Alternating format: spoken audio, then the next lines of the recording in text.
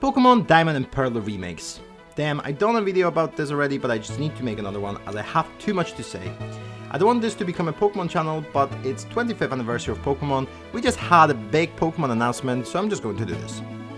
So, Pokemon Diamond and Pearl remakes.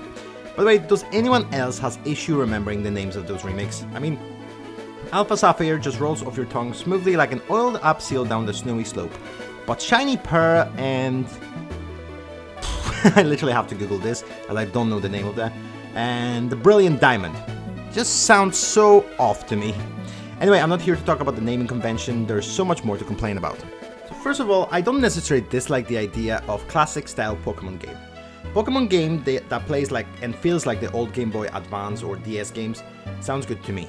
So if they made its new spin-off series called, I don't know, Pokemon Legacy, where they do old school style game in the modern regions like Galar, that would be awesome. However, this does not work for a remake. When you do a remake, it should not be a faithful, slightly modernized version of the old game. It should become what people imagine in their wildest dreams what this game could be. The best example is Final Fantasy VII. Original game is awesome, but the remake is just mind-blowing. They really made what people imagine Final Fantasy VII could look like if it was made in modern era.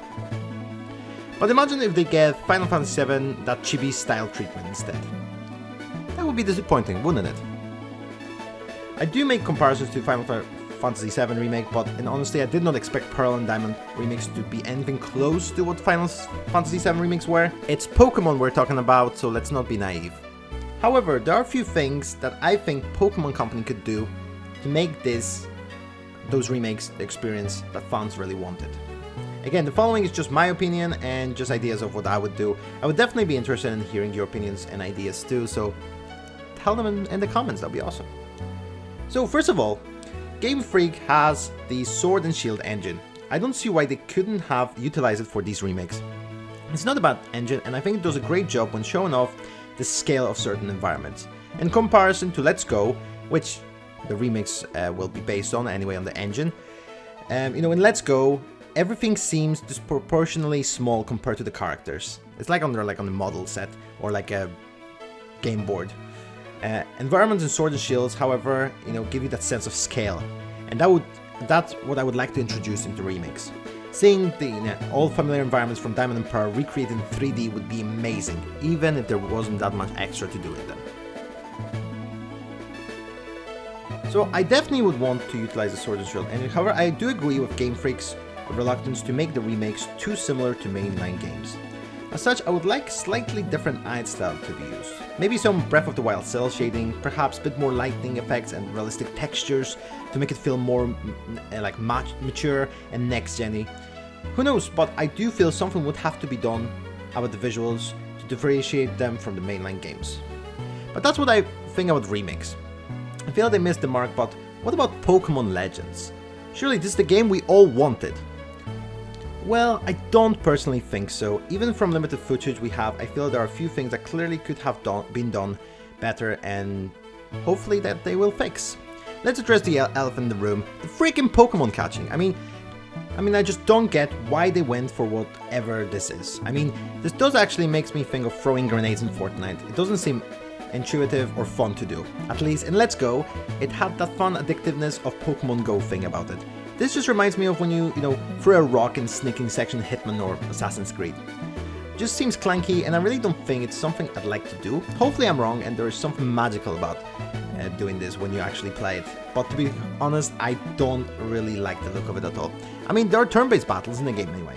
So why can't they just catch the Pokemon just that way, like a classical Pokemon game? I don't get it, but I hope I will when I get the game. Now going to the open world, I know this is an early version of the game and first trailer, but I can't help but feel that this looks like as empty as planets in original Bolt of No Man's Sky. I mean, really don't know why they think this looked good. What I really feel like is that the game won't be a truly open world game. I feel this would be more of a Monster Hunter experience where you go into a semi-open map to catch a certain Pokemon, and when you return, you go to like a sort of a hub world, which is that village that we saw in the trailer. I feel that this would explain so much about what we saw.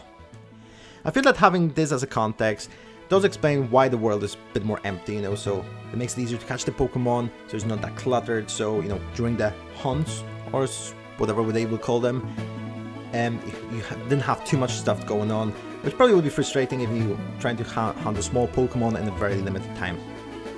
Also, it will explain why you catch Pokemon outside of the battle. It is possible that certain Pokemon you don't battle at all, or not in a traditional way anyway. I do believe that this could be reserved only for bigger Pokemon that are the object of your hunt, per se. But let's say I'm wrong, and that is actually a truly Breath of the Wild style open world. Then they need to do a hell lot of more than what they showed us. I do really wonder how would they even pull it off. We have rumors that there is climbing, so I would presume that Pokemon would be scattered everywhere around the world, in different environments, and you will have to climb mountains, cross rivers, and withstand different weather conditions to get to the Pokemon you are searching for.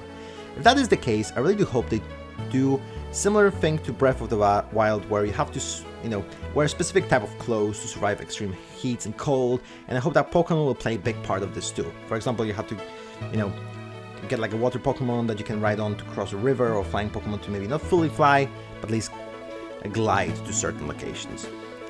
But to be honest, we don't know what this game will be like, but I do sure hope it won't disappoint.